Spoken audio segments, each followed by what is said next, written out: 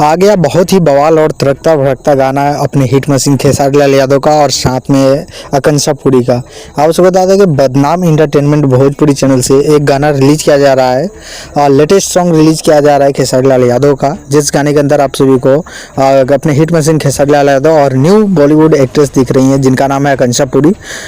इस गाने का जो नाम है वो है बदनाम तहरा से और इस गाने को खेसारी लाल यादव ने गाया है और गीत जो लिरिक्स लिखे हैं वो रोहित सिंह है, संगीत जो है वो भी रोहित सिंह का ही है और इस गाने को आप सभी के बीच में रिलीज किया जा रहा है कल 11 बजे बदनाम इंटरटेनमेंट भोजपुरी चैनल से। तो आप इस गाना को जरूर देखिएगा, बहुत ही बेहतरीन और बवाल पोस्टर रिलीज किया गया है।